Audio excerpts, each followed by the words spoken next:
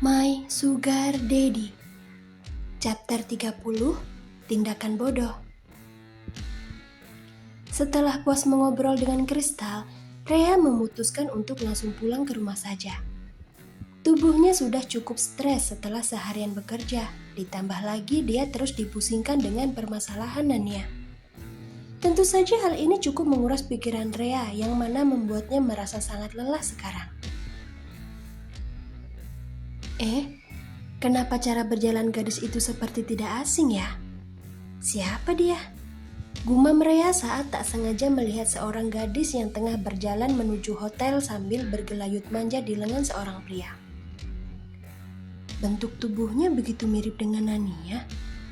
Tapi masa iya dia berani berselingkuh di belakang Kak Jovan sih? Aneh.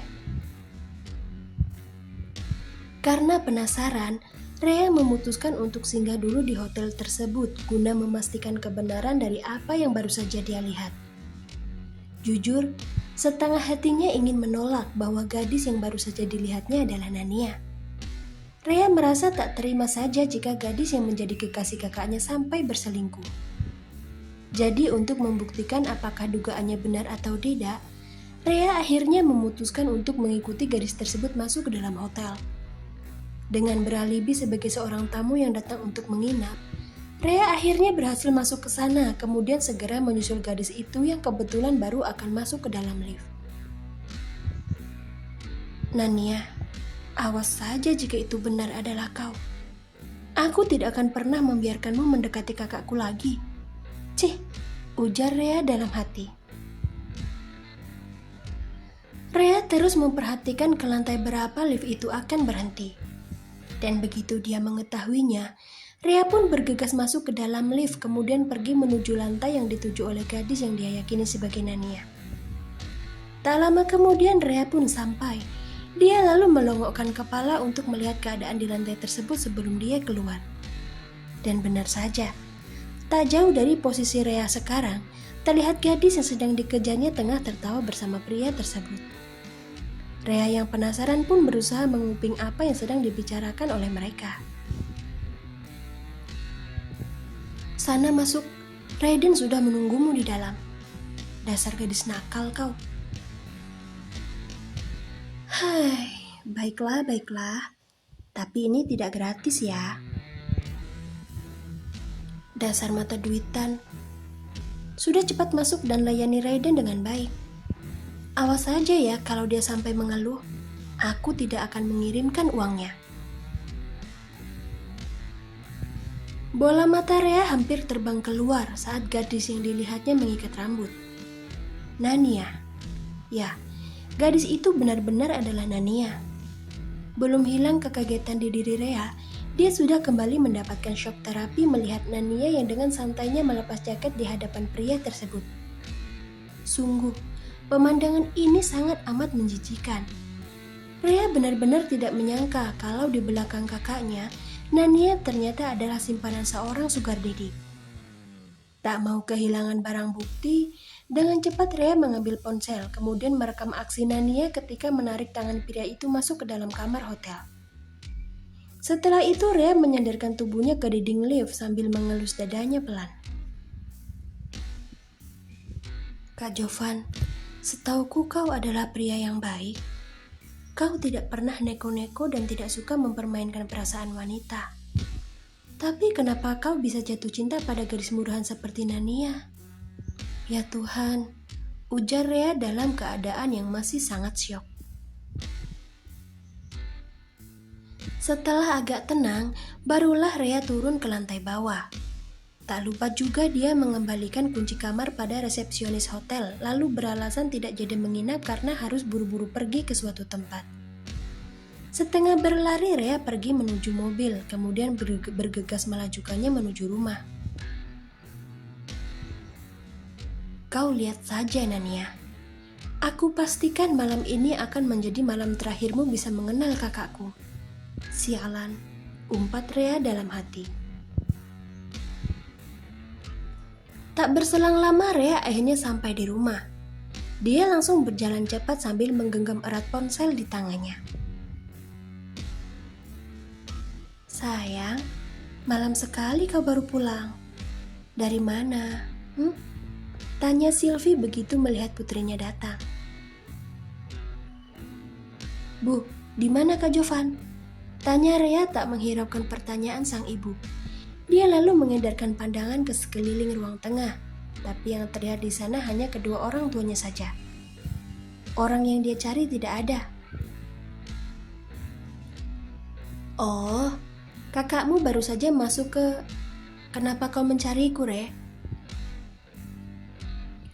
Jovan yang kebetulan ingin meminta bibi pelayan membuatkan minuman untuknya, langsung menatap lekat ke arah Rea yang sedang mencarinya.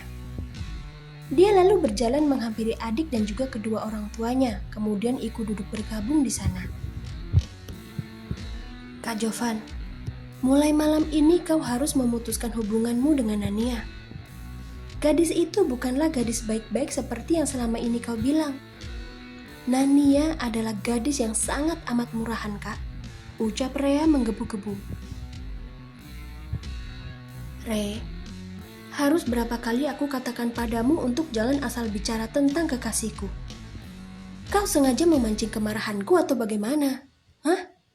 Sentak Jovan langsung tersulut emosi mendengar Rea yang menyebut Nania sebagai gadis murahan.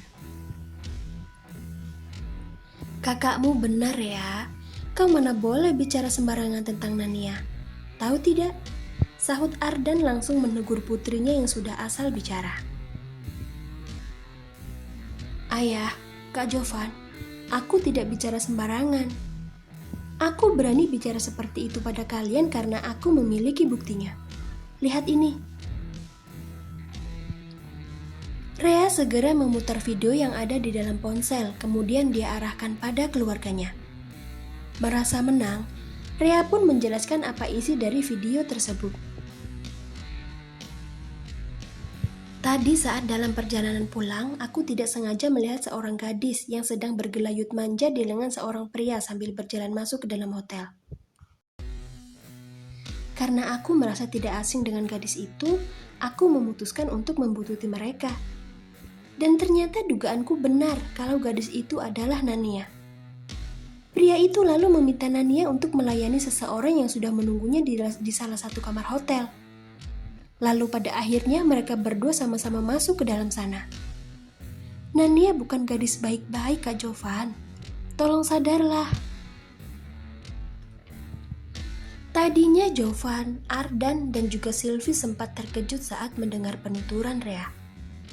Akan tetapi setelah mereka tahu siapa pria yang sedang bersama Nania, wajah mereka pun langsung pias seketika. Harus mereka akui kalau kali ini Rea telah melakukan tindakan yang sangat amat bodoh. Rea telah salah memahami kedekatan Nania dengan pria itu, karena pria yang dilihat Rea sebenarnya adalah kakak ipar Nania, Glenn. Sementara hotel tempat di mana Nania berada merupakan hotel milik kakak iparnya sendiri. Jovan dan Ardan benar-benar tak habis pikir pada Rea. Otak mereka sampai berdenyut nyeri karenanya. Ayah, Ibu, Kak Jovan, tolong dengarkan kata-kataku kali ini. Nania tidak sebaik yang kalian pikir. Dia tega berselingkuh di belakang Kak Jovan hanya demi mendapatkan uang lebih dengan cara melayani para pria hidung belang. Tolong kalian sadar ya. Jangan terus terpedaya oleh sikap sok polos yang ditunjukkan Nania di hadapan kalian semua. Dia itu tidak sebaik yang kalian pikir, ucap Rea dengan sepenuh hati ingin menyadarkan anggota keluarganya. Tanpa mengatakan sepatah kata pun, Jovan langsung pergi dari sana. Dia lelah, benar-benar lelah melihat betapa kuatnya keinginan Rea untuk memisahkannya dari Nania. Andai saja adiknya ini tahu siapa Nania sebenarnya, Rea pasti tidak akan berani bicara seperti itu tentang kekasihnya. Menyebalkan. Ayah, Kak Jovan, Rea, apa kau begitu membenci Nania sampai kau tega menyebutnya sebagai gadis murahan tepat di hadapan kakakmu sendiri? Tanya Sylvie seraya menghela nafas. Rea tertegun. Aneh, kenapa reaksi keluarganya tidak seheboh yang dia pikir? Apa yang salah di sini? Kenapa ibu bertanya seperti itu padaku? Aku memang tidak menyukainya. Wajar saja kan kalau aku menyebutnya seperti itu setelah apa yang dia lakukan di belakang Kak Jovan. Sahut Rea balik memberi pertanyaan pada sang ibu. Kau salah, Rea. Kau salah jika menyebut Nania seperti itu karena pria yang sedang bersamanya adalah kakak iparnya. Nania bukanlah gadis murahan seperti yang kau pikir. Dia terhormat. Tahu kau? Omel Ardan sembari memijit pinggiran kepalanya. Untung saja tadi kau tidak menghampiri mereka. Kalau itu sampai terjadi, entah apa yang akan kakakmu lakukan kepadamu. Hai. Rea hanya bisa terdiam seperti orang bodoh begitu diberitahu kalau pria yang dia anggap sebagai sugar daddy-nya Nania ternyata adalah kakak iparnya sendiri. Sungguh, Rea sama sekali tidak menyangka kalau dirinya telah salah menilai Nania. Apa yang terjadi padaku? Kenapa aku merasa sedih setelah melihat kedekatan Nania dengan kakak iparnya?